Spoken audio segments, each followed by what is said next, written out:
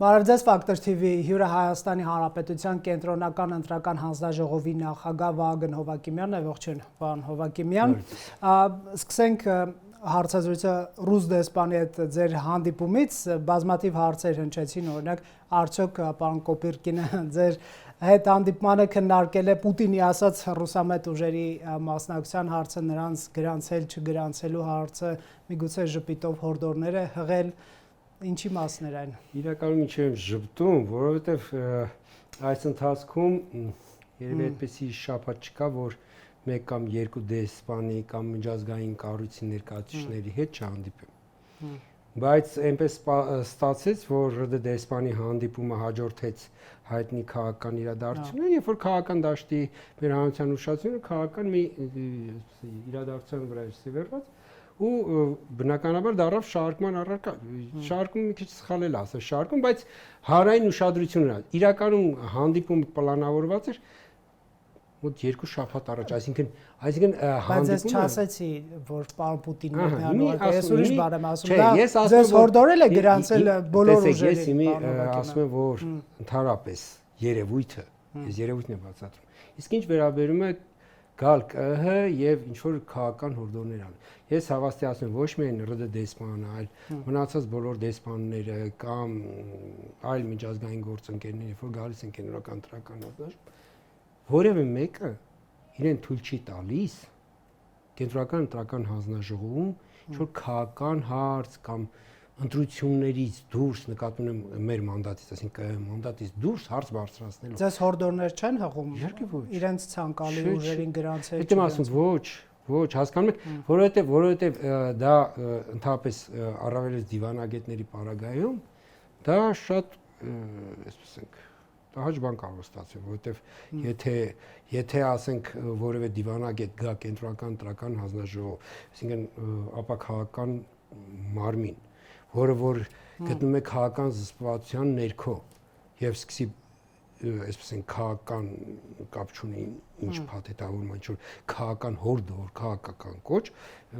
բնականաբար շատ տհաճ է ստացվելու, որովհետև ես ստիպված եմ լինելու, ասենք տվյալ օրինակ դիվանագետին ասելու, որ դուք երևի տեղյակ չեք, թե ուր եք եկել։ Շատ լավ, Հայաստանը ժամանալու Էլա Պանֆիլովան, Ռուսաստանի ԿՀ նախագահ, այս կնոջ ղեկավարած հանձնաժողովը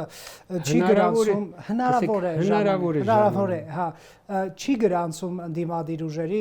տարբեր պատճառաբանություններով, օրինակ ես հիշում եմ վերջին դեպքը Բորիս Նադեժդինն էր, որը հավաքել էր 100,000-ավոր ձայներ, բայց նախագահի տեխնացու չգրանցեցին, ասելով ինչ որ անճշտություններ կան, չլինի նա փորձի փոխանակման նպատակով է գալիս պարոն Հովակիմյան։ Դուք որոշել եք ասવા ինձ այսպես աշխատանքային օրվա ավարտը մի քիչ ուրախ փորձենք։ Հասկանում եք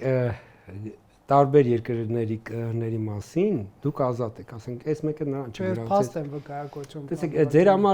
ձեր համար փաստ է նկատում եմ ինչ ինֆորմացիա դուք տիրապետում եք, չէ՞։ Հաստատ ես համոզված եմ, որ տվյալ երկրի ԿԸՀ-ն է, չէ՞, երբ որ իր որոշումները կայացնում է, ինքն էլ իր ձեռքի տակ ունի իր փաստերը, որոնք որ ինքը,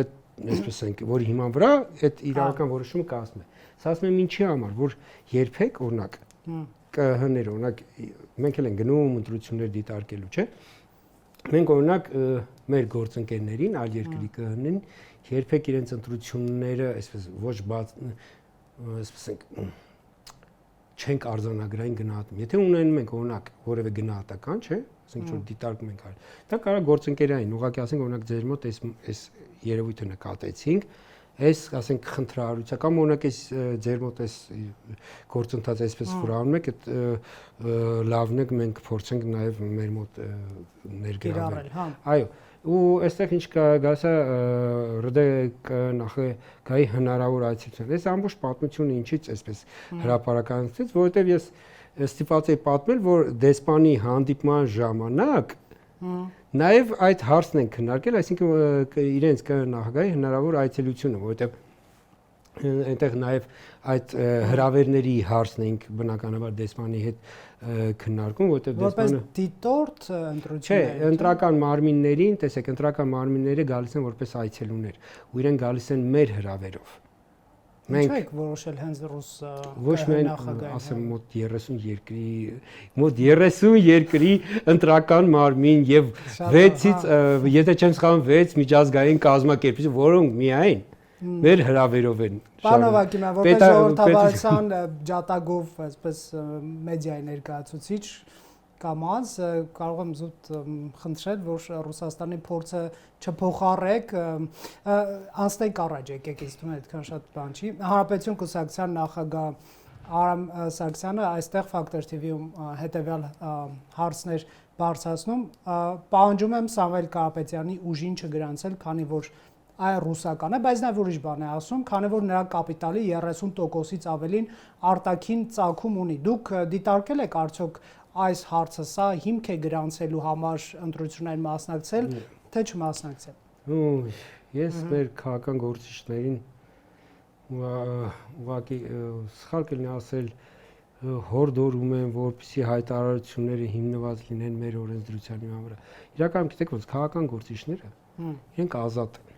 ազատ են հայտարարություններ անել։ Ավելին իրենք կարող են հայտարարել, որ օրինակ իրենց մրցակցին կամ այս մյուսին տո չգրանցել, տո չգիտեմ փակել, ում ասում են լուծարել եւ այլ, իրենք ազատ են հասկանում։ Մեկը կարող է հայտարարել, որ ասենք, չգիտեմ, ինքը ուզում է որ օրինակ իր համար, չգիտեմ, ինքը պատկերացնում է Հայաստանի, ասենք, ապագան, չգիտեմ, ասեմ, Միութենական պետություն կամ ԵՄ օրինակ օգնեմ ձեզ։ Չեմ ասում, չէ, ասենք կարող է ասենք ասել օրինակ իրավիճակ, երբ որ ասենք մեր սահմանությամբ չի կարող մարդը օրինակ տվյալ մարդը ասենք տվյալ տեխնացուն լինի կառավարության անդամ, բայց կարող է հայտարարել։ Հասկանում եք, դա համար եմ ասում, քաղաքական գործիչները ազատ են իրենց հայտարարությունների մեջ։ Ու ես կարող եմ ընդհանրապես ասել մի բան, որ կուսակցությունների գրանցում չգրանցում ընտրական օրենքով է։ Ֆինանսական ծագումը հարց չի։ Կուսակցության ֆինանսական ծագումը պետք է լինի բացառապես Հայաստանի Հանրապետության քաղաքացիների նվիրատությունների հաշվին։ Հասկանում եք, բիզնեսը եւ կուսակցությունը տարբեր բան են։ Չէ, նա ակնարկում է, որ այս բանը տեսեք, պարոն Կարապետյանը բիզնես գործունեություն է ծավալում Ռուսաստանում, նրա հիմնական բիզնեսը այնտեղ է, հետեւաբար եկել է Հայաստան կուսակցությունը բացել, կուսակցության ֆինանսավորումը ըստ նրա տեսեք, Հայաստանում գրանցված կուսակցություն կապ չունի հիմնադիր կազմը ովքեր են։ Հայաստանի Հանրապետությունում գրանցված եւ գործունեություն ծավալող կուսակցությունը կարող է ֆինանսավորել բացառապես ՀՀ քաղաքացիների կողմից եւ մեկ քաղաքացին տարվա ընթացքում կուսակցությանը կարող է նվիրաբերել 10 միլիոն դրամ։ Սա եկեք արձանագրենք, եթե որևէ քաղաքացի կփորձի ոչ նաեւ ուրիշի անունը օգտագործելով, այսինքն ինքը ունի ենթադրենք 20 միլիոն դրամ, բայց 10 միլիոնից ավել չի կարող ինքը նվիրաբերել, կփորձի այն մյուս 10 միլիոնը ուրիշի անվամբ նվիրաբերել, նա կատարած կլինի քրեորեն պատժելի հանցագործություն։ Համ ինքը կլինի քրեորեն պատժելի հանցան կատարած։ Իսկ կոնկրետ դեպքում պարոն Հովհաննիսյան։ Եվ այն անձը, ում անունով դա կարվի։ Սա ինչի համար եմ ասում, որ հիմի խոսում ենք, այն ինչ որ ասում ենք, այ, չգիտեմ, բիզնես։ Կներեք, այդ գումարը, որպեսզի հայտնի կուսակցության հաշվի համարին պիտի, եթե նվիրատուները չլինեն գումարի տերերը, դա պետք է քրեորեն պատժելի արարք կատարեն։ Ու դա շատ հեշտ, այսպես ասեմ, այս դեպքին չի վերաբերվում դա ձեր ասածը։ Իմ ասածը այն է, որ իմի բոլորը կոնկրետ անձը Ռուսաստան բիզնես գործունեություն է ծավալում, բայց Հայաստան կուսակցություն է բացել։ Շատ լավ, բայց կոնկրետ անձը, եթե ՀՀ քաղաքացի է, կարող է 10 միլիոն դրամ նվիրաբերել վերջ տարվա ընթացքում կապ չունի ինքը գրասենյակներ են բացվել, բան։ Ասում կուսակցական գրասենյակ, դուք օրինակ ուսումնասիրում եք դա ոնց է։ Տեսեք, մենք տեսեք, մեր տիրույթում այ ամսի 8-ից հետո շտաբներն են հայտնվելու, այսինքն այն տարածքները, որոնք որպես օգտագործել են որպես շտաբ։ Մայիսի 8-ից հետո։ Մայիսի 8-ից սկսած, այսինքն կնեք մինչև մայիսի 8-ը իրենք կարող են, ես կոնկրետ ուժի չեմ ասում, հանկարծ այդպես չընկալվի, սև փողերով բացել կուսակցական շտաբներ եւ մայիսի 8-ից հետո մաքուր լինել, բացատրեմ դա ինչպես է աշխատում։ Ոչ, եթե ինքը կուսակցություն է,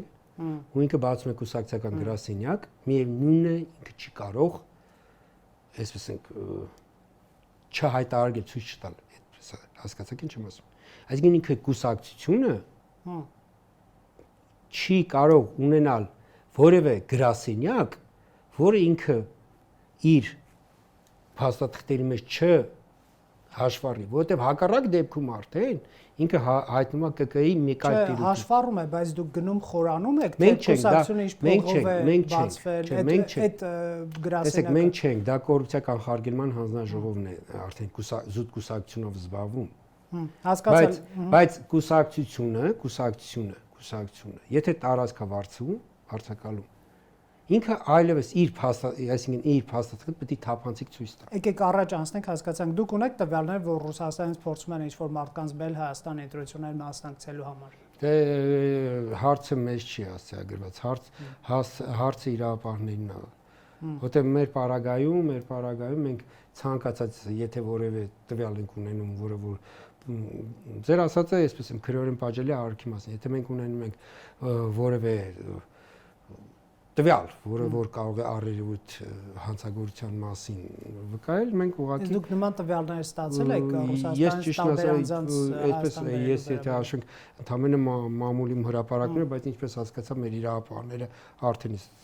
շաբաթներ առաջ արդեն այդ խնդրով զբաղվում էին։ Իսկ որ մարդկանց գրանցում են որպես գրասենյակի աշխատակից, բայց ըստ իրավապահներ դա կոռուպցիոն սիստեմ է։ Դուք դա լիազորությունների տակ չի։ Դուք ունեք վերահսկում, եթե ձեր լիազորությունների տակ չի, անցնենք իրավապահներին, բայց այստեղ ուրիշ բան ասեմ։ Այստեղ շատ պարզ է, երբ որ մարդու հետ աշխատանքային պայմանագիր է կնքվում, մարդը պիտի ունենա պարտականություն եւ պիտի կատարի այդ պարտականությունը։ Եթե մարդը աշխատանքային ֆիկտիվ պարտականություն։ Տեսեք, եթե իրականում ինքը կա սեղանները, օրինակ, բայց պիտի գնա մաքրեց սեղանները, որովհետեւ եթե մարդը պայմանագիր անուն տանից դուրս չի գալիս, դա ինչ եմ ասում, որ ինչպես կարող են իրավապահները օրինակ բացահայտել։ Երբ որ մարդը ինչ որ մեկ այդ պայմանագիր անում, իսկ պայմանագիրը պիտի արձանագրվի։ Ու ինքը այդ աշխատանքին, ասենք, գրանցված է, չգիտեմ, ես ինչ վայրում աշխատանքի եւ չի գնում աշխատանքի, ակնհայտ է, չէ։ Շատ լավ, իսկ ինչպես եք վերահսկելու այն անձանց մասնակցությունը կամ չմասնակցելը, ովքեր 10 եւ ավելի տարի կապ չունեն Հայաստանի հետ։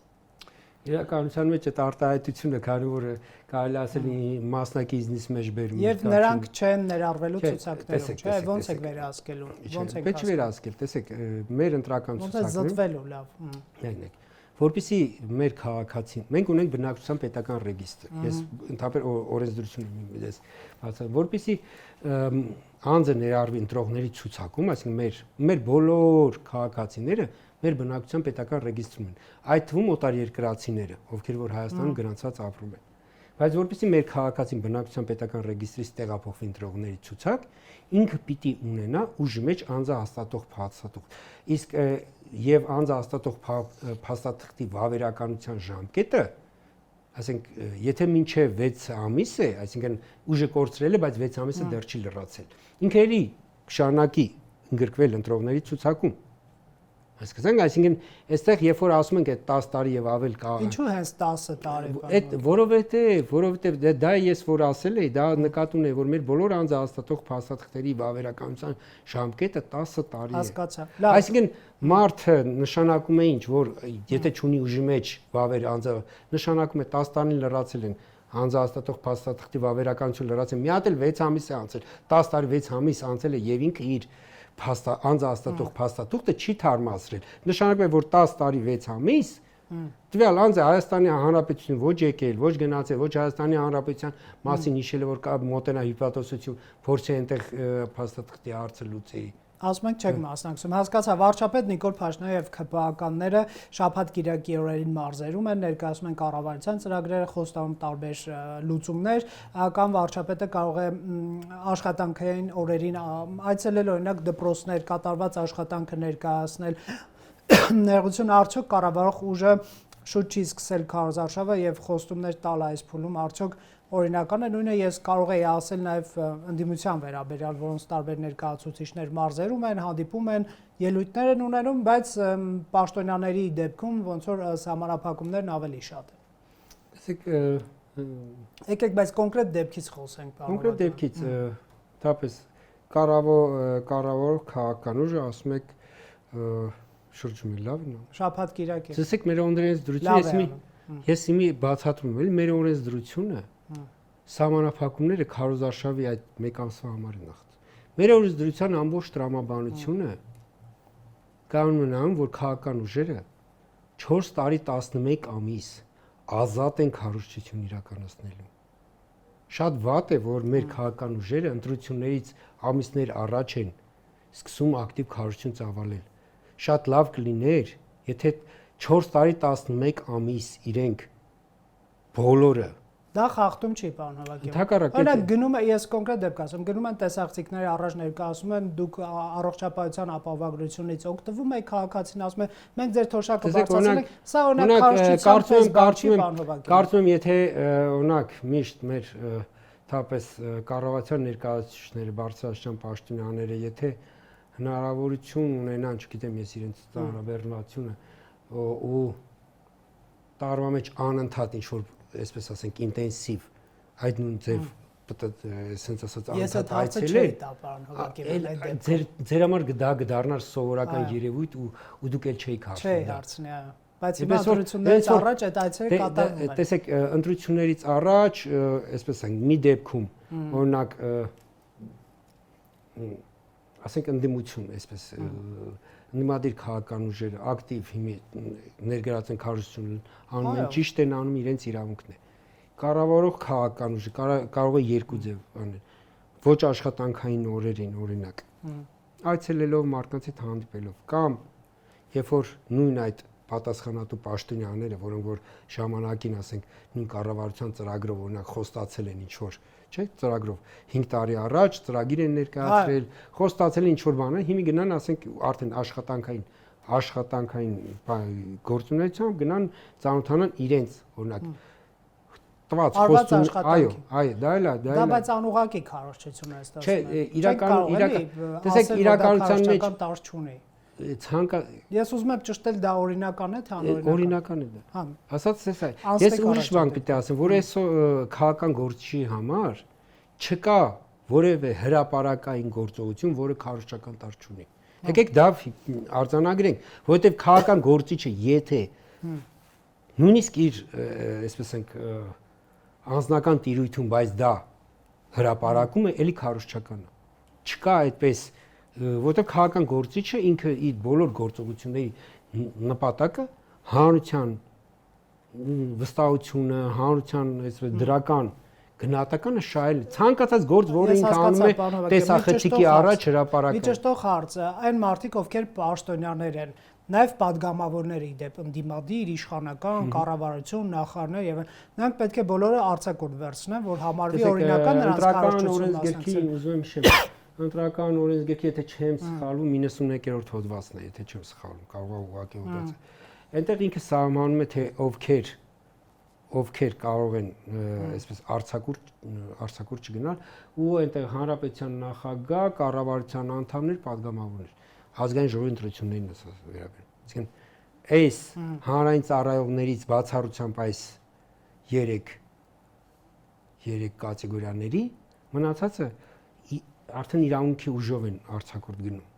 Ես հասկացա, պարոն Հովհաննիսյան, այսօրվանից քաղաքական ուժերը ունեն 9 աշխատանքային օր ընտրությունների մասնակցելու նպատակով գրանցվելու։ Ինչու աշխատանքային։ 9 օր։ Շաբաթ-կիրակիներն են ներառել։ Շաբաթ-կիրակիներն, շատ լավ։ Մինչև ապրիլի 23-ը։ Այդ կներկայացնեք այս տարվա նորությունները, օրինակ ինձ թվում է քաղաքացիական հետաքրքրի ընտրական շեմը ինչքան է։ Եկեք մի իրավիճակ ներկայացնեմ նաև ենթադրենք երկու ուժ մի դաշինք հավաքում է 7-9%, մի կուսակցություն 3-9%, որ ուժն է անցնելու։ Կխնդրեմ ես նորություններ ներկայացնեք։ Այսինքն դուք նկատի ունեք այն պարագան, երբ որ պարտադիր պիտի 3-ը լինի, հա։ Այո, երրորդ ուժն է, նա սահմանադրության բերումով 21 թվականին պատիվ ունեմ դաշինքը, չէր աղթարել, բայց անցավ, այո։ Տեսեք, նախկինում մինչև այս Գնայք, այս պայմանությամբ առաջադրումներ չկան դրա համար, այդ հարցը երկար ես չշահադրեցի։ Տեսեք, ներկայիս օրենսդրությունը ասում է, որ ով այն կուսակցությունը կամ դաշինքը, որը ավելի մոտ է անցողիկ շեմին։ Իր անցողիկ շեմին։ Իր անցողիկ շեմին, այսինքն կարող է իրավիճակ ստեղծվել, որ օրինակ 3.95% ձայն հավաքած կուսակցությունը 7.9%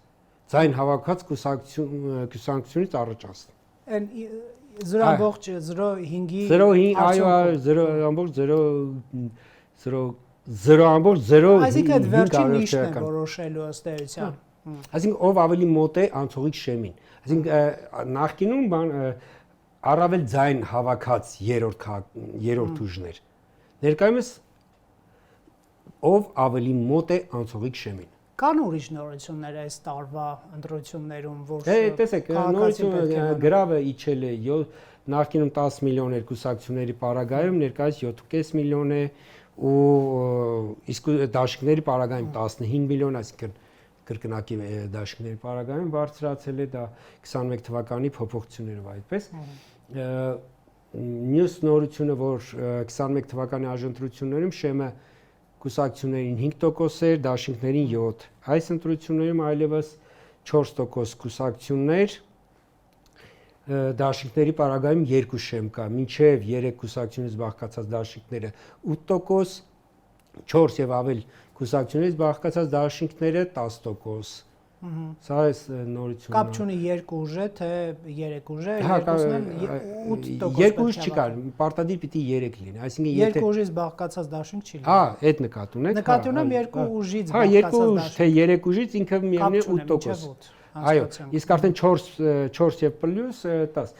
Մյուս նորությունը կարող լինի մանդատների հաշվարկի մեջ։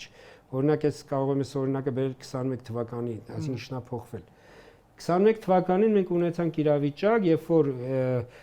քաղաքական ուժը 2/3-ից քիչ ձայն էր հավաքել, ձայների քանակը, բայց մանդատները գերազանցում են 2/3։ Այն ժամանակ կարգավորվում է անիր, որ ընդդիմությանը տրվում է այնքան լրացուցիչ մանդատ,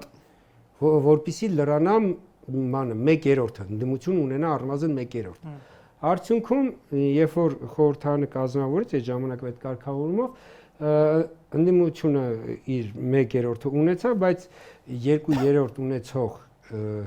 խմբակցությունը կորցրեց իր 2/3-ը։ Դա ասում եմ 21 թվականին։ Այդ ժամանակ դեռ արդեն ընդունված, բայց ուժի մեջ չմտած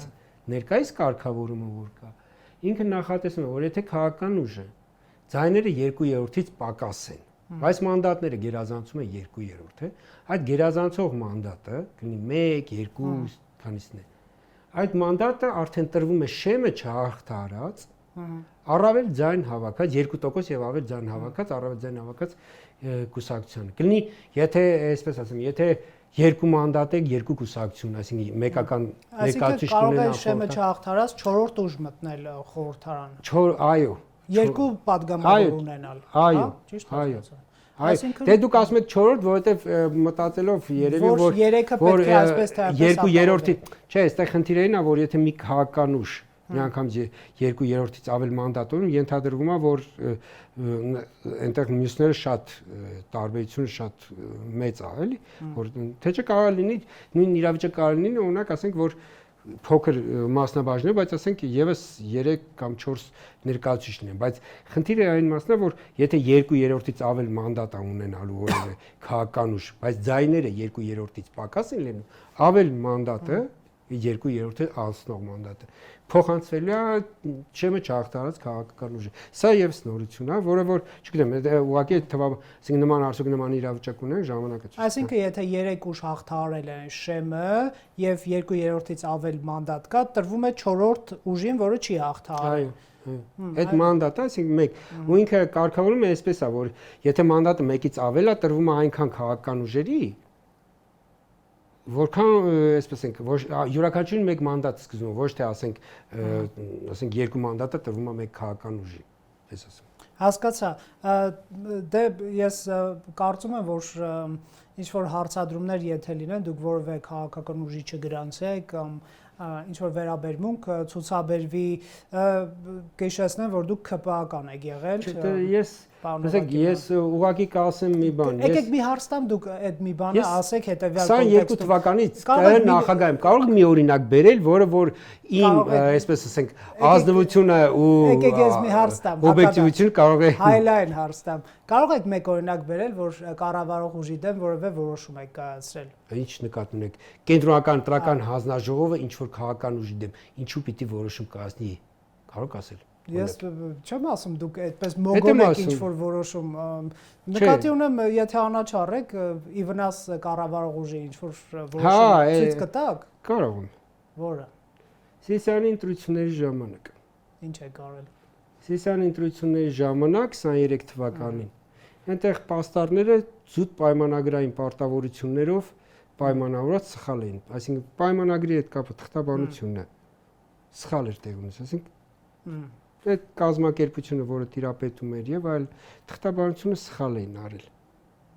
Նույն սխալ թղթաբանության արդյունքում համընդդիմություններ պաստառներ փակցրել, բայց իշխող քաղաքական ուժներ ավելի շատ ուներ։ Իշխող քաղաքական ուժի բոլոր պաստառները հանել եք։ Բոլորը իջացրել են ու որև մեկը հենց այնմանով, որ հաշվառում են հանգամանքը, որ իրենց սխալը կարող էր իմ հեղինակության վրա ազդել, որովհետև իրենք լավ դա ֆիքսել են, ովքեր պատասխանատուներ, իրենք էլ էին հասկացել, որ իրենց թղթաբանության սխալը կարող էր վնասել իմ հեղինակությանը։ ԿՊ-ն էր հասկացել դա նկատի ունեք, հա։ Հա, որտեվ երբ որ ասել են սխալը, երբ որ այդ վարույթը արել էին, ընտրատարածքային հանձնաժողովը արել էր վարույթը։ Մի դեպքում ընդդիմության, այսպես են, ընդդիմության դեպքում սխալը ուղղվել էր, պաստառները մնացել էին իրենց տեղում։